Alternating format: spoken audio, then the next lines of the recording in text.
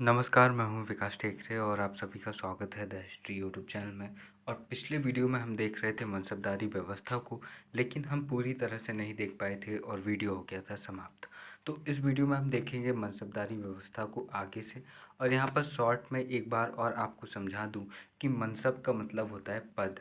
ये पद दो तरीक़ों से दिया जाता था, एक श्रेणी और दूसरा सवार। श्रेणी का मतलब है कि आपकी रैंक कितनी है।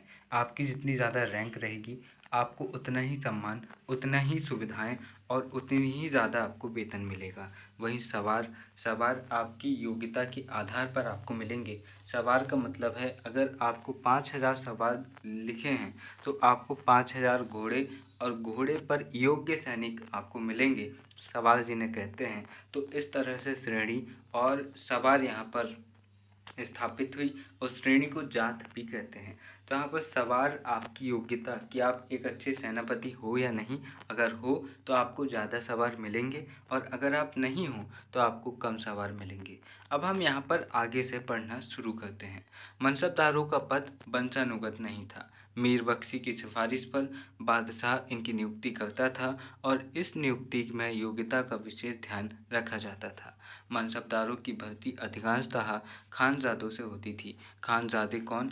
जो वर्तमान समय में मनसबदार या अमीर वर्ग बने हुए हैं, उन्हीं के बच्चे खानजादे कहलाते थे। अगर वे योग्य हैं तो उनकी जगह पर उनके बच्चों को ही वहाँ पर अगला मनसबदार बना दिया जाता था। मनसबदारों की पदोन्नति व पदोन्नति भी होती थी। ये अगर कोई अच्छा काम करता था तो उसकी श्रेणी बढ़ाई जाती थी, उसका वेतन बढ़ता था। और अगर कोई कमज़ोर काम करता था या फिर बहुत ही अयोग्य निकल जाता था तो उसका डिमोशन भी यहाँ पर हो जाता था।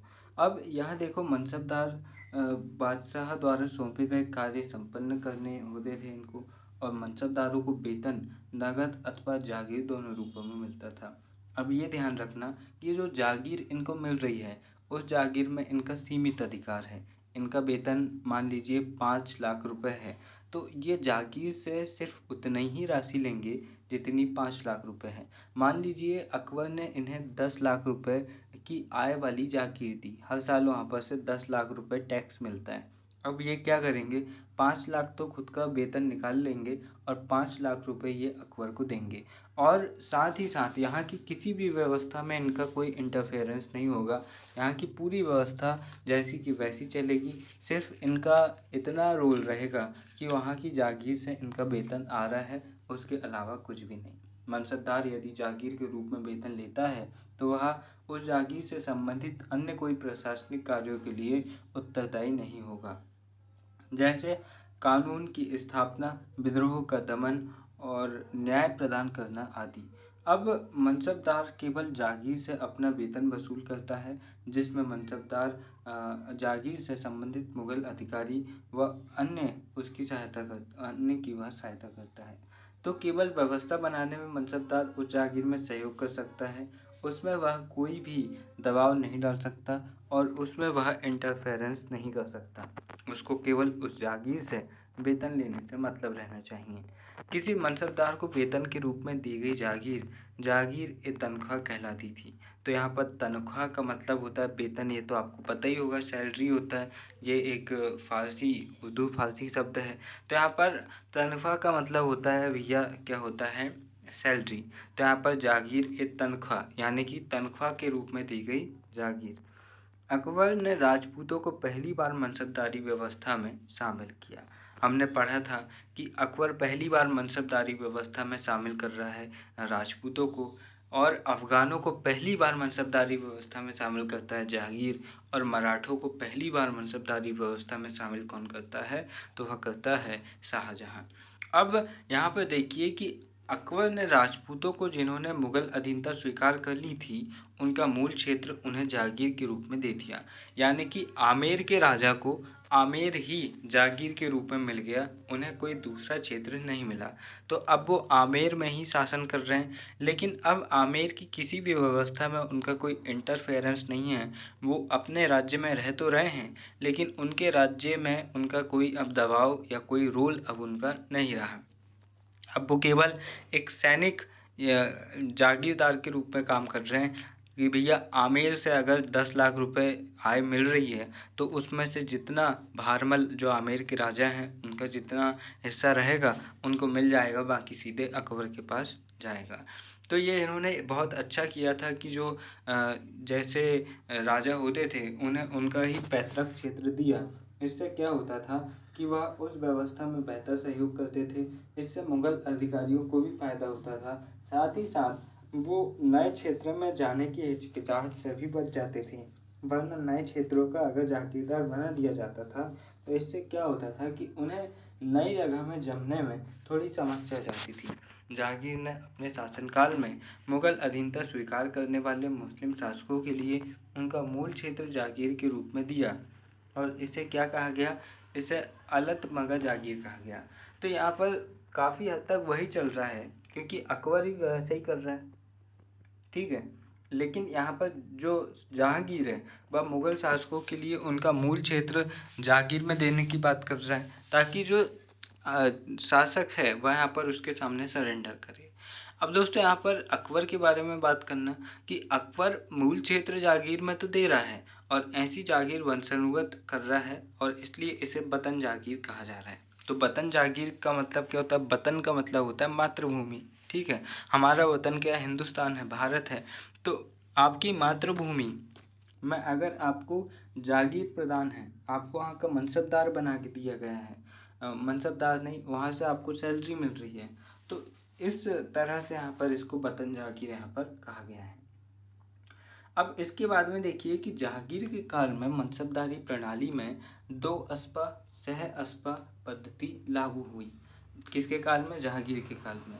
और इसी से यह व्यवस्था कमजोर होनी शुरू होती है। इस आधार पर पहला मनसब 1615 ईस्वी में महावत खां को दिया गया था। दो अस्पा सह अस्पा क्या है? तो भैया इस पद्धति में क्या होता है, जो मनसबदार के सवारों की संख्या है वह जात से दुगनी दो अस्पा तथा सवारों की संख्या जात से 3 गुनी सह अस्पा प्रदान की जाती थी। तो यहाँ पर क्या होता था कि अगर किसी का जात है 2000, ठीक है, तो अगर 2 अस्पा है तो उसको कितने सवार मिलेंगे? 4000, यानी कि डबल। और अगर सह अस्पा है तो कितने मिलेंगे? उसको मिलेंगे 3 गुना, यानी कि 6000। तो इस तरह से यहाँ पर होता था। अब देखो 2 अस्पा अगर किसी को मिला है तो 2 अस्पा यानी कि अगर 5000 की उसकी श्रेणी है, 5000 की रैंक है, तो उसको कितने सैनिक मिलेंगे? 5000 से डबल 10,000। आई थिंक आप चीज़ों को समझ पा रहे होंगे। देखो यहाँ पर क्या था, पहली बार जहांगीर सोचता है कि भैया हमारा राज्य बहुत बड़ा हो गया है तो क्यों ना जो सवार हैं, जो सैनिक है, वो ज़्यादा दिए जाएं, क्योंकि हम कम सैनिक दे रहे हैं तो इससे क्या हो रहा है कि विद्रोह को ये भलीभांति नहीं दबा पा रहे हैं। अगर हम ज़्यादा सैनिक, ज़्यादा सवार इन्हें देंगे तो हो सकता है ये चीज़ें बेहतर तरीके से कंट्रोल में रख पाएँ। तो यहाँ पर क्या होता है, 2 अस्पा सह अस्पा। 2 अस्पा मतलब 2 गुना, सह अस्पा मतलब कि 3 गुना।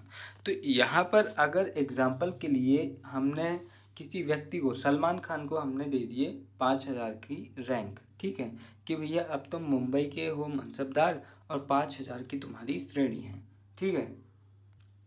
इसी तरह हमने जो विराट कोहली है उसको दिल्ली की मनसबदारी दे दी और विराट कोहली को हमने दे दी है कितनी श्रेणी? 10,000 की श्रेणी, ठीक है। विराट कोहली को हमने 10,000 की श्रेणी दे दी। अब हमने दिया जो सलमान खान है उसको हमने 2 अस्पा कहा, तो 2 अस्पा का मतलब डबल हुआ। तो सलमान खान के पास में कितने सवार रहेंगे? उसके पास में 10,000 सवार रहेंगे। इसी तरह जो विराट कोहली है उसकी रैंक कितनी है? 10,000 है। अब 10,000 उसकी रैंक है और उसको हम सह अस्पा कह रहे हैं, तो 10,000 का 3 गुना यानी कि 30,000 उसके पास में सवार रहेंगे।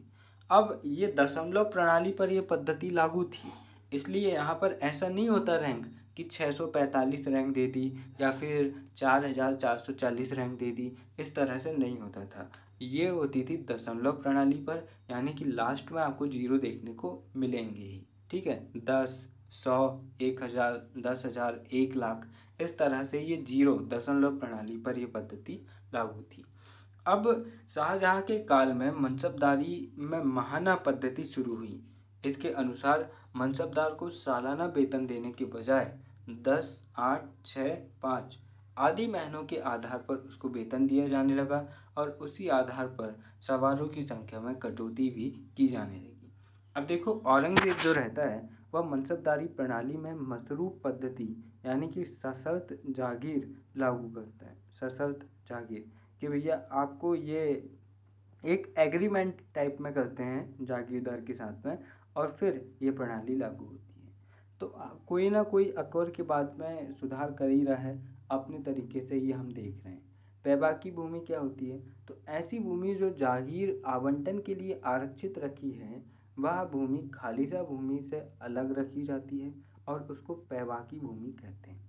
अब इनको पता है कि 5 जागीरदार हमारे ऐसे हैं मनसबदार जो जागीरों के रूप में वेतन चाहते हैं। अब इन्होंने ऐसे 10 क्षेत्र सेलेक्ट करके रख लिए, 5 से क्षेत्र सेलेक्ट करके रख ली कि जब उनको वेतन देने का टाइम आएगा तो हम ये ज़मीन उनको दे देंगे और यहाँ का जो कर मिलेगा उससे वो अपना वेतन निकालेंगे। तो जो भूमि वह उनको देने वाले हैं और जहाँ पर से उनको वेतन मिलने वाला है, वह क्या कहलाएगा? बैबाकी भूमि। क्या? बैबाकी भूमि। अब अकबर के समय मनसबदारी प्रणाली चरणबद्ध तरीके से लागू हुई। अकबर के समय क्या हुआ? जो मनसबदारी प्रणाली है वह चरणबद्ध तरीके से लागू हुई और अकबर के शासन के 40वें वर्ष 1595-96 ईस्वी में यह पद्धति लागू होती है। जात और सवार के आधार पर पहला मनसबदार शाहरुख मिर्जा को बनाया गया। किसको बनाया गया? पहला जात और सवार के आधार पर पहला मनसबदार वह बनाया गया शाहरुख मिर्जा को। ठीक है, तो ये आपको